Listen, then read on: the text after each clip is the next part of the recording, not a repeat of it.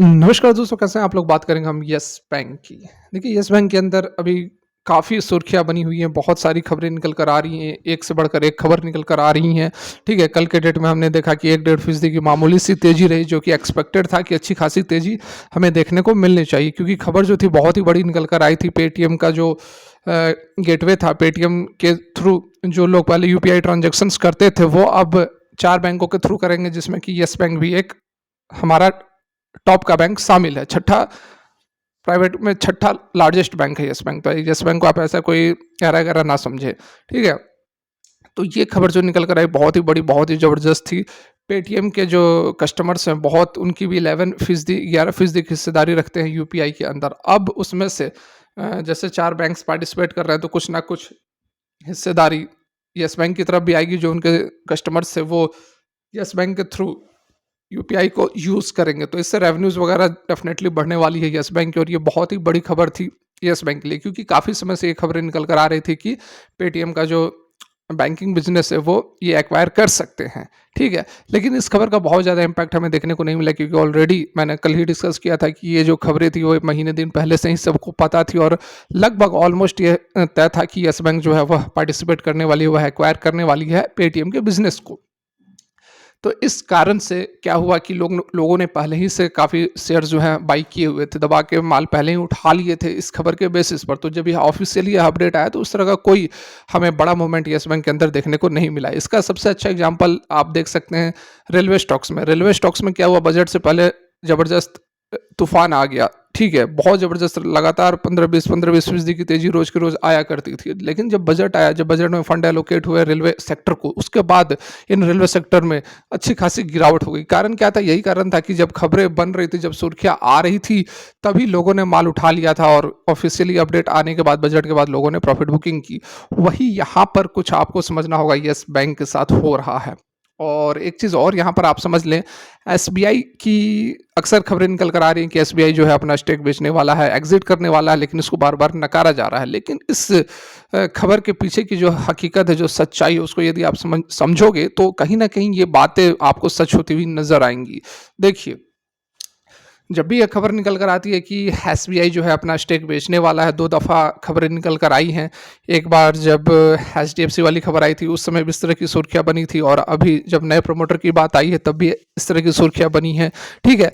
तो ये सुर्खियाँ तो बन रही है, चलिए ठीक है, खबरें निकल कर आ रही हैं, बाहर-बाहर से खबरें आ रही हैं, लेकिन जब यह खबरें आती हैं, ठीक है? ये जब खबरें आती हैं, तो इस तरह की खबरों को नकारा क्यों जाता है, या फिर एसबीआई हो या फिर यस बैंक हो? तो सिंपली आप यह समझ लें कि अगर इस तरह का माहौल बन गया कि एसबीआई जो है, वह अपना स्टेक बेचने वाला, लगभग 30% की हिस्सेदारी है यस बैंक के अंदर, और इस तरह की यदि लोगों को पता चल जाए कि ये अपने जो हिस्सेदारी है वह बेचने वाली है, निकलना चाहती है, तो कितना बड़ा क्रैश हो सकता है यस बैंक। आप सोचो, अगर 30% की हिस्सेदारी कोई किसी को पता चल जाए, आपको पता चल जाए, हमें पता चल जाए कि ये आने वाला, तो हम तो शॉर्ट करके बैठ जाएँगे। डेफ़िनेटली यहाँ पर बहुत ही बड़ा क्रैश हो सकता है। तो इस चीज़ को बचाने के लिए, इस चीज़ से निपटने के लिए एसबीआई, येस बैंक अपडेट करते रहते हैं कि नहीं, ऐसी कोई बात नहीं है, ताकि लोगों के मन में पैनिक ना फैले। हालाँकि इस बात में भी काफ़ी सच्चाई है, जो खबरें निकल कर आती हैं मनी कंट्रोल के ऊपर, ये ऐसी अफ़वाहें नहीं है, ये कोई छोटी-मोटी एरा-गैरा वाला कोई अब न्यूज़ आर्टिकल नहीं है, कोई न्यूज़ एजेंसी नहीं है कि कुछ भी छाप देता है। बिल्कुल यहाँ पर इसके लोग जो होते हैं, अंदर-अंदर तक रहते हैं, जो भी डेवलपमेंट होती है, इनको पता रहता है। और डेफ़िनेटली यहाँ पर एसबीआई जो है, वह तैयारी कर रहा है, वह कोशिश कर रहा है येस बैंक से एग्ज़िट करने की। लेकिन एग्ज़िट करने का प्रोसेस होता है, जब तक वो प्रोसेस फाइनलाइज़ नहीं हो जाता है, तब तक इस तरह का कोई अनाउंसमेंट नहीं किया जा सकता है।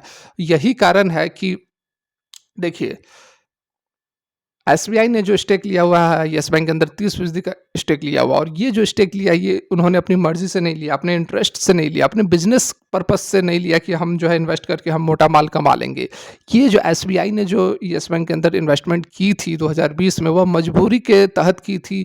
एक बैंक को बचाने के लिए किया गया था, आरबीआई के गाइडलाइंस के थ्रू किया गया था, ताकि पूरे पूरे बैंकिंग सेक्टर पे जो लोगों का विश्वास है, वह ना उठे। क्योंकि एक बैंक यदि डूब जाती है, और येस बैंक कोई छोटी मोटी बैंक नहीं है, अच्छा खासा नाम था पहले तो, और भी बढ़िया येस बैंक ने अपना नाम बना लिया था। तो उस समय यदि येस बैंक डूब जाती, तो पूरे के पूरे बैंकिंग सेक्टर पर इसका असर होता, और पूरा का पूरा बैंकिंग सिस्टम हिल जाता, और एसबीआई भी इससे पीछे ना रहता नहीं रहता। तो इस कारण से एक साख को बचाने के लिए, एक विश्वास को बचाने के लिए, जनता का जो विश्वास होता है बैंकिंग सेक्टर के ऊपर, बैंकिंग सिस्टम के ऊपर, उसको बचाने के लिए एसबीआई ने मजबूरी में जो है इस तरह का फैसला लिया था कि चलो हम सबसे बड़े बैंक हैं तो हम 30% हिस्सेदारी लेंगे, और बाकी अदर बैंकों ने भी हिस्सेदारी ली थी।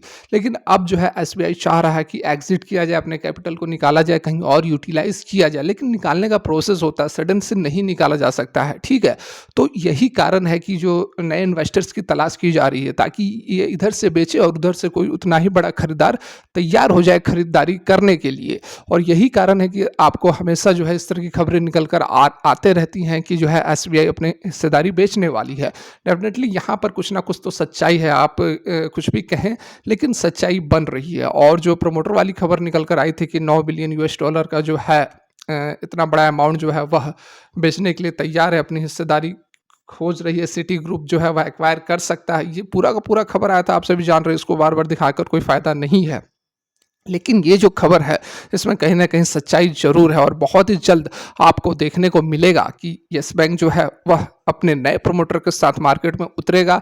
एसबीआई जो है धीरे धीरे करके अपना जो स्टेक है वह खत्म करेगा और नए प्रमोटर्स आएंगे। डेफिनेटली इस खबर के अंदर दम काफ़ी है, आपको देखना चाहिए, वेट करना चाहिए। यस बैंक के अंदर आपको ज़बरदस्त तेज़ी देखने को मिलेगी आने वाले समय में, क्योंकि यस बैंक जो है वह बिल्कुल टर्न अराउंड होता हुआ यहाँ पर नज़र आ रहा है। वो आप बात कर लो एचडीएफसी वाली खबर हो, या आप बात कर लो पेटीएम वाली खबर हो, या आप बात कर लो नए प्रमोटर वाली खबर हो, डेफिनेटली यहाँ पर जिन लोगों ने 4 से 5 साल तक होल्ड किया है उनको अब बहुत ज़्यादा होल्ड करने की ज़रूरत नहीं है। बहुत ही ज़बरदस्त तरीके से, जैसा कि 100 रुपये तक का टारगेट यहाँ पर बताया जा रहा है, डेफिनेटली यहाँ पर 100 रुपये का टारगेट आपको देखने को मिलेगा यस बैंक में। आपको थोड़ा सा इंतजार करना पड़ेगा, थोड़ा वेट करना पड़ेगा। एक मल्टी बैगर स्टॉक जो है वह बहुत ही जल्द आपको यस बैंक बनता हुआ नजर आएगा। फिलहाल के लिए यदि अपडेट अच्छी लगी हो तो मोटिवेट कर सकते हैं। Thanks for watching, have a great day.